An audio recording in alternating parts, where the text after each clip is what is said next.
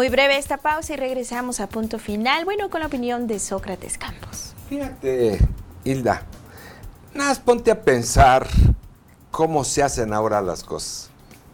En el sexenio de El Ampón de Felipe Calderón, se gastaron 36,600 y pico de millones de pesos en 6 años para publicidad. Mientras nuestra universidad está sin recursos, sin instalaciones, sin buenos salarios. ¿Sí? Mientras muchos jóvenes no tienen becas adecuadas. Sí, tal es una miseria de 400 pesos. A lo mejor les ayuda, pero no les resuelve el problema. No es suficiente. Sí, yo estudié en escuelas públicas, en el Politécnico, y tenía beca, y mi beca era suficiente en aquella época, era de 1,500 pesos. Sí. Y bueno, me daba para atender mis necesidades básicas. Es decir, esa era la realidad. Ahora, ni el salario mínimo atiende las necesidades mínimas de la gente. Es decir, ¿cómo es posible esto? Es decir, ¿cómo es posible que destines miles de millones de pesos aquí, en Oaxaca? No sepamos, ni siquiera el propio gobernador, ni el director del IEPO, realmente cuántos maestros tiene. Exacto. ¿Cuántos maestros comisionados tiene? ¿Sí? ¿Cuál es la cantidad de gises que se compran? Pues eso no nos dicen, porque pues ahí está el negocito, ¿verdad? ¿Sí? ¿Cuántas escuelas se construyen? ¿En dónde se construyen? Es como decir, bueno, se hicieron 100,000 pisos firmes. Pues bueno, pues a ver quién los va a contar primero. Y segundo, pues lo único que sabemos realmente como periodistas, como comunicadores, muchos de nosotros, es que llegaban los camiones de cemento, los compraban unos arquitectos, se volvían a bajar. ¿Ah? Y ahí les dejaban 2, 3 bultos a la gente. Entonces, esas cosas no resuelven el asunto. Lo que sí resuelve es el asunto de tanto Pillo y Ampón, que son los que han deteriorado todo esto. Volvemos a lo mismo. Si no conocemos la realidad, no la podemos transformar. Así es. Entonces, ¿qué tenemos que ver? ¿Dónde está el origen de la crisis educativa? En la formación de los maestros, en la evaluación. Oiga, ¿fue la evaluación la crisis? ¿No? ¿O es la estructura, cómo opera y cómo se maneja? Y todos sabemos, inclusive un exgobernador acaba de hacer denuncias públicas en contra de su propio gobernador, del cual fue secretario general de gobierno, en donde dice cómo se han hecho las traposerías y las corruptelas y cómo se maneja el poder por parte de un grupo de ampones que son los que hacen el negocios en el poder. Así es. Y es lo mismo que pasa en la educación, ¿sí? ¿Y de qué sirve nuestra educación si nuestros niños no tienen otra opción? Sí, ya nos decía el otro día un agente de tránsito que maneja cosas de tránsito en el Istmo, decía, muchos niños ya no quieren seguir estudiando la secundaria, quieren irse de mototaxistas, porque es la única opción que les están brindando. ¿Sí? Si ellos mismos lo ven en la televisión, lo ven en la información, lo saben por los comentarios de las gentes, que termina una gente una carrera y no tiene dónde ocuparse. Así es. ¿Y dónde quieren ocupar ahora la iniciativa privada? A las miles de gentes que generaron de las normales privadas. Eso sí les surge, porque si no se les acaba el negocio a ellos. Claro. Y las normales públicas no les han metido recursos para aumentar su capacidad y su formación. Así es. Entonces, ahí está el problema.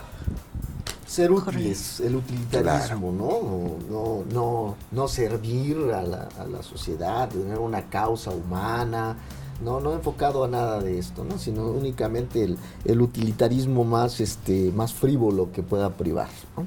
Claro. Si nos damos cuenta, creo que cualquiera que prenda la televisión, ¿quiénes son los más interesados en esta reforma educativa? una organización por ahí que se llama Mexicanos Primero, ¿no? ¿Quién la coordina? Claudio X González Guajardo, el hijo de don Claudio X González, que todo el tiempo se turnan ahí el Consejo Coordinador Empresarial y el Consejo de Hombres de Negocios o algo así. O sea, son los que mueven las estructuras empresariales en México, de la riqueza, interesados en crear gente idiotizada, ¿no? ¿Por qué no se obliga, por ejemplo, no sé si ustedes lo tengan, creo que sí, lo he visto por ahí, ¿por qué no se obliga a los medios de comunicación, concretamente a Televisa, a TV Azteca, a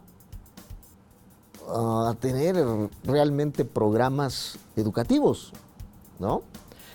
Que creen conciencia, por lo menos una barra, caray, una barra de programas educativos que podamos decir, bueno, hay que ver la tele, pero eso no es redituable. No es redituable, y lo dijo el que en paz descanse el tigre, ¿no? Emilio Azcárraga Milmo, o Vidaurreta, el papá. Entonces, él lo dijo, ¿no? Pues eso no se vende. O sea, a ellos no les interesa nada, no les interesa contribuir con México, ¿no? Cuando teóricamente los medios sociales los medios deben de tener una función social. Debiera, ¿no? Debieran. Es guajiro porque soñar. ¿Por qué? Porque al final de cuentas son un público de privados. O sea, los dueños, pues la propiedad privada, entonces están invirtiendo su dinero. ¿Cuándo? ¿No? Así son la gran mayoría de las empresas no regulables, ¿no? Estos monopolios, duopolios, monopsonios incluso, como pues, otros, los de la telefonía también, ¿no? Así es. Te dejan 2 o 3 días sin cobertura y no pasa nada. Pero te pasas un segundo y te lo cobran doble, ¿no?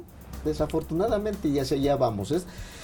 Yo creo que es importante que no dejemos de reflexionar en torno a el curso que van a seguir estas reformas, el paquete de reformas que tienen una finalidad muy precisa y clara.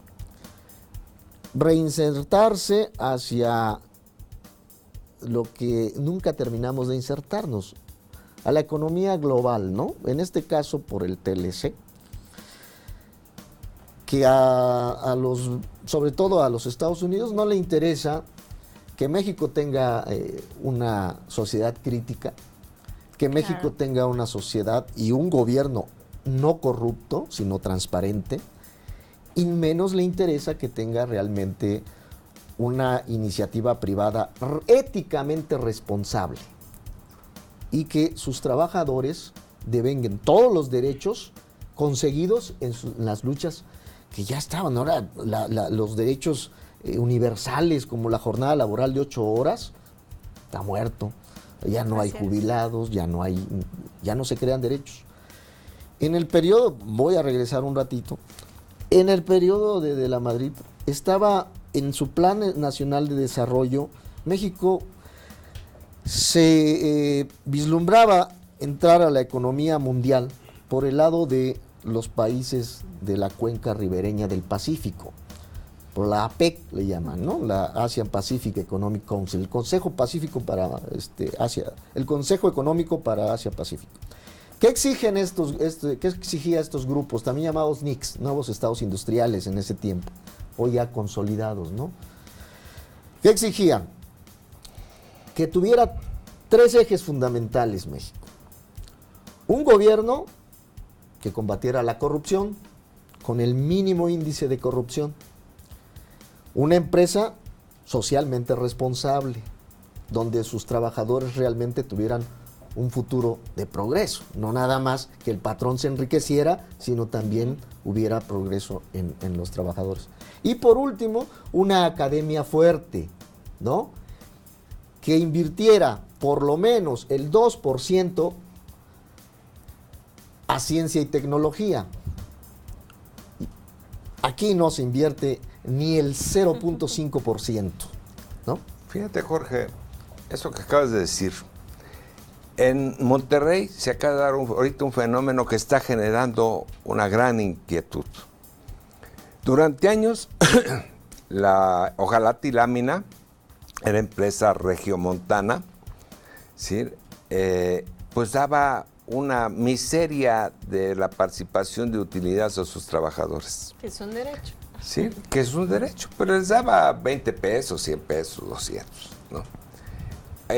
Se vende esa empresa, la compran los hindús con otra visión, y dicen, no, pues hay que dar lo que corresponde, porque además las utilidades son enormes. Y resulta que de repente los trabajadores comienzan a ver que reciben cheques de 50, 60, 70 mil pesos por el reparto de utilidades. Claro. Y bueno, qué bueno, lo aplauden, pero también se hacen una pregunta, ¿y las demás utilidades quién las tenía? ¿Los líderes sindicales y los empresarios?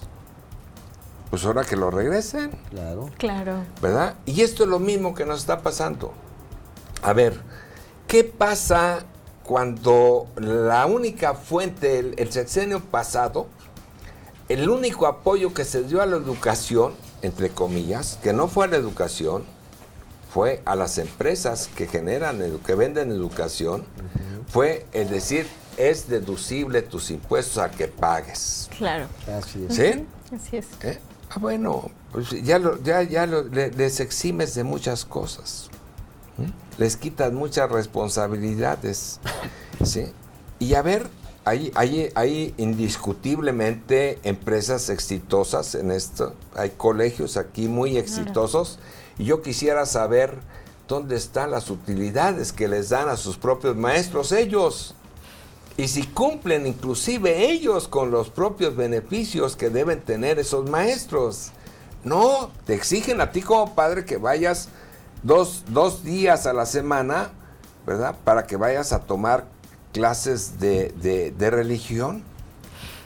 Cosas por el estilo. Yo por eso saqué a mis hijos de ahí, ¿no? Pero Sí, te soy franco. ¿Sí? Entonces, tú ves así las cosas terribles que están sucediendo, ¿no? Inclusive los propios hay una acción violenta para apoyar nada más a un sector de esa educación privada y no a todos los demás. Así es. Qué interesante Sí. cuestionamiento, Sócrates. Vamos a hacer una pausa. Regresamos, el tiempo se nos está yendo rapidísimo. Regresamos con el último bloque de Punto Final.